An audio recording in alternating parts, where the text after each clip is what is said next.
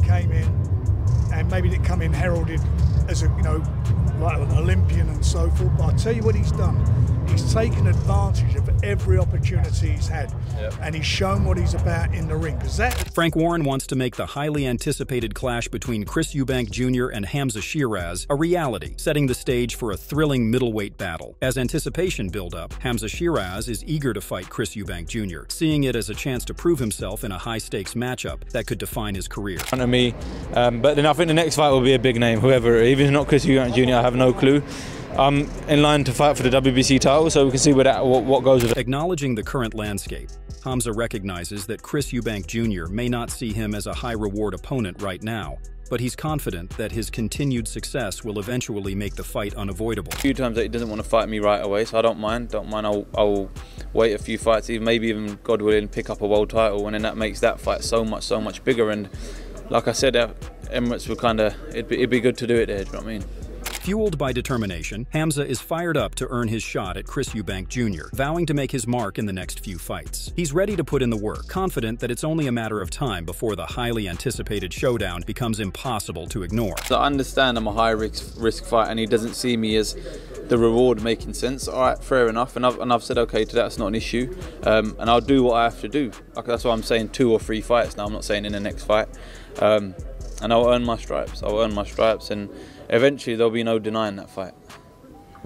Well, he's on the card, the Riyadh. After showcasing his dominance, Hamzah's dominant performance against Austin Williams shows he's on the brink of becoming a world-class fighter, with a world title win seemingly within reach. His career is being expertly guided, setting him up for big success. Clean but clinical performance, Simon, over in Riyadh. I mean, Hamzah was absolutely outstanding, as Spencer says. Yeah. And I know he's caught your eye in the past as well.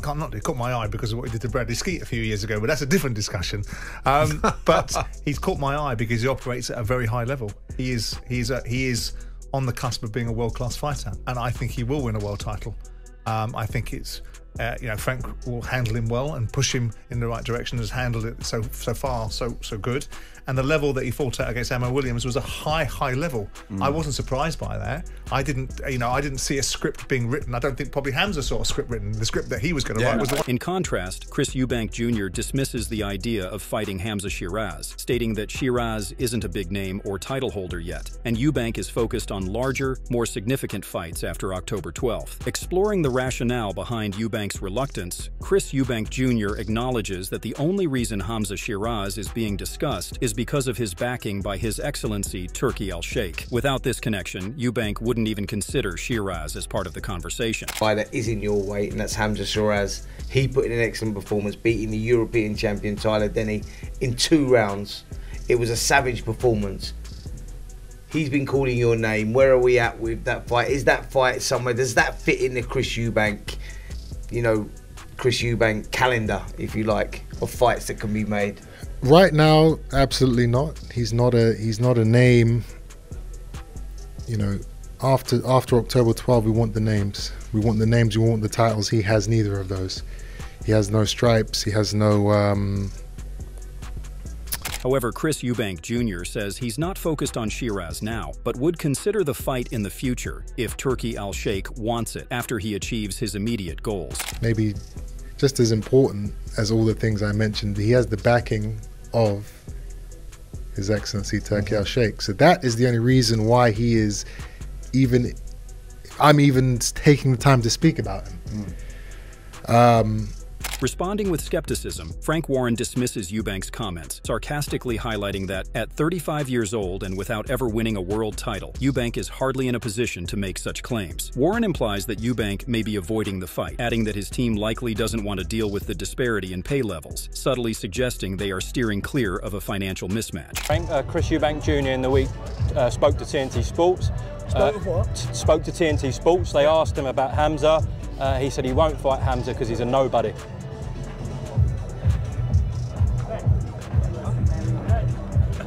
Said the 35-year-old guy who's never won a world title.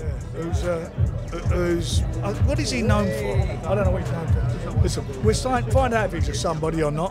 One thing's for sure, they don't want to mix up their wages. He knows a somebody. Meanwhile, Eddie Hearn comments on Chris Eubank Jr.'s approach to his boxing career. Hearn believes that Eubank is primarily driven by money rather than by the desire to take on the toughest challenges. He says Eubank is solely in the sport for money, emphasizing that financial gain seems to be Eubank's top priority. Hearn then acknowledges that while this approach may not be popular with fans or those focused on legacy, it's a smart decision in terms of business. Eubank is choosing fights that are easier but still lucrative, allowing him to squeeze as much money out of the game as he can. Hearn doesn't criticize Eubank's decision outright, but frames it as a strategic way to protect his career while still earning substantial paychecks. Hamzah Sheeraz criticizes Chris Eubank Jr. for opting for warm-up fights instead of taking on tougher opponents. He expresses concern that this strategy could lead to public disillusionment, as fans may grow tired of less competitive matchups. Sheeraz argues that if Eubank Jr. had been consistently training and dedicated to his craft, he wouldn't need to rely on these types of fights and could instead be competing against more significant names in the sport. I think that fight will happen very soon as long as we both carry on winning. Been a fair bit of criticism about him fighting Zarameta. Yeah, and so there should be. So there bloody should be. Do you know what I mean? There's only a certain amount of warm-up and comeback fights you can have, Uma, in this sport, and you can't keep fooling the public and trying to you're partying all the time. Listen, if he stayed in the gym, he wouldn't need a comeback fight. Do you know what I mean? Look at Crawford, for example. Comeback fight, he's fighting Israel Madrimov after having, what was it, a year and a bit out the ring? Because he stays consistent, he stays in the gym, so he don't need these warm-up fights. And that's what kind of makes the difference between a good fighter and a great fighter. But yeah. Furthermore, Hamzah Sheeraz and Eddie Hearn discuss how Chris Eubank Jr. turned down lucrative offers, including a Canelo fight reportedly worth $7 to $8 million and another $5 million offer. This raises questions about Eubank's true motivations, as he seems to avoid these high-profile, tougher fights. They suggest Eubank is after easy money, preferring safer, less challenging bouts, while avoiding risks that could damage his reputation or record. That's it. You say that, but he turned down $5 million, didn't he? Yeah, but he turned down Canelo Alvarez, apparently. For 7 or 8 million. So what are you? You in it for money or you in it for legacy? Well, you're in it for legacy, but you turn down a shot at Canelo. He contradicts himself, doesn't he? You're in it for money, but you turn down 5 million. So really what you're in it for is easy money. And that's what he's got on Saturday, easy money. Congratulations. It's smart. Shifting focus to Eubank's upcoming fight, Hamzah Sheeraz and Eddie Hearn discuss Chris Eubank Jr.'s upcoming fight against Zerafa, who they view as a lesser opponent, calling him a European-level fighter. Hamzah believes he could finish Zerafa in 3 rounds, but acknowledges that Eubank has been out of the ring for over a year and likely needs an easier fight to regain form. Opponent Kamil Zarameta, you dismissed him as an opponent for Eubank this week. To be fair to Eubank, he's been out of the ring for a year, right? Zarameta is maybe European level, maybe. Like I think he's been European middleweight champion. That is his level. I don't think it will be a horrific mismatch, because I don't think Eubank has the levels to make it a mismatch. If he fought Zarameta, it'd be all over inside 3 rounds. But Eubank, to be fair, he's been out of the ring a long time.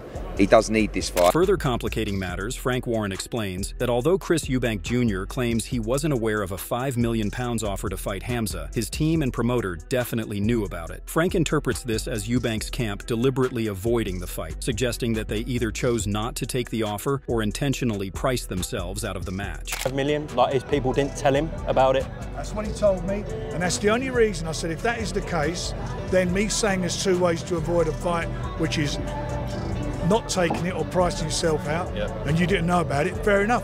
But his connections knew about it, his promoter knew about it, and the guy who's with him knew about it. So I don't know what to say about that. That's down to them. On the topic of Hamzah's progress, Frank discusses Hamzah's progress in boxing, emphasizing that Hamzah has made the most of every opportunity given to him. He acknowledges that although many fighters talk outside the ring, it's the performance in the ring that truly matters. It's what you do. It's your deeds. That's what matters. Frank praises Hamzah's continuous improvement with each fight, stating that each fight he's had, he's got better and better, and expresses his belief that Hamzah will rise to the next level when the bigger opportunities come. Shifting focus to the recent recent situation. Ben Shalom explains that although there was interest from Hamzah Sheeraz and even support from his backers, Turki Al-Sheikh, the fight against Chris Eubank Jr. didn't happen. The main reason is that there was significantly more benefit for Hamzah than for Eubank. While Hamzah is still working on building his name, Eubank is already an established star in British boxing. That fight with Hamzah Sheeraz, Hamzah I know really wanted that. I know His Excellency liked that fight. Why wasn't that made to your knowledge, Ben? I think it was before we signed him those offers were going back and forth. Look, all I could say is objectively, there's a lot more in it for Hamzah than Eubank. Let's be honest. Hamzah's building his name. Eubank is a firmly established, big name in British boxing. And so I'm not surprised. Following up on this point, Ben Shalom discusses Chris Eubank Jr.'s perspective on choosing his next fight. He mentions that Eubank, like any top fighter, is focused on securing bigger, more prestigious matches. While Hamzah Sheeraz views a potential fight with Eubank as a career highlight, Eubank sees himself aiming for even bigger opportunities. Essentially, Hamzah may see Eubank as his biggest possible opponent, but Eubank is looking beyond, aiming for matches that are significant steps up in terms of career impact. In terms of Sheeraz's development, Teddy Atlas emphasizes Hamzah Sheeraz's amateur background and notes that he is still developing as a professional fighter. He highlights Sheeraz's power, size, and reach, and praises him for understanding how to effectively use these physical advantages in the ring. This combination of attributes and skills makes Sheeraz a promising talent. His amateur background, he's got an amateur pedigree. He's still learning in the pros, still developing in the pros. His power, his size, his length, but most of all, his ability to use those things. Furthermore, Teddy Atlas praises Hamzah Sheeraz for having already developed an identity as a fighter, meaning he knows how to fight tall and use his physical advantages, such as his height and reach, to control distance. Sheeraz makes opponents pay a price for trying to close the distance, effectively using his range to keep them at bay. Atlas emphasizes that this awareness and discipline set Sheeraz apart at this stage of his career. His ability to have gained an identity already in his business when he knows what he is. He's a tall guy that has the control range, keep you at the end of his punches, and make you pay a price to get to his territory. Make you pay a price to get to him. Additionally, Atlas draws comparisons between Hamzah Sheeraz and historical boxing greats known for their lean, wiry physiques but significant punching power. He notes that fighters like Sheeraz, despite appearing slim, can generate immense power due to their physical leverage. Atlas mentions legendary fighters such as Tommy Hearns, Alexis Arguello, and Bob Foster, explaining how these wiry fighters could get leverage in their punches, making them particularly dangerous. Chris Eubank Jr. returned to the ring for the first time in 2024, facing Comparameto as part of the undercard for the big fight between Artur Beterbiev and Dmitry Bivol. At 35 years old, Eubank Jr. had a lot to prove after some ups and downs in recent years, and many wondered if he could still compete at the top level. He put on an impressive performance, securing a TKO win in the 7th round, showing that he's still a strong contender. After his victory, the excitement continued as Eubank Jr. had a heated face-off with Conor Benn. The two had unfinished business after their previous fight was called off due to Benn's failed drug test. This confrontation has reignited interest in a possible future match between the two, making it a hot topic in British boxing. Meanwhile, Chris Eubank Jr. criticized Conor Benn for confronting him while he was at his weakest, cutting weight and dehydrated. He labeled Benn a coward for not approaching him during a previous event where both were present, indicating that if Benn truly wanted to engage, he would have done so then. Eubank highlights that Benn's actions demonstrate a lack of bravery, revealing his disdain for Benn's attempt to provoke him under such circumstances. Stage a confrontation with another man on the day when I'm weighing in. It wasn't staged. It was a setup. Eddie Hearn probably set the whole thing up.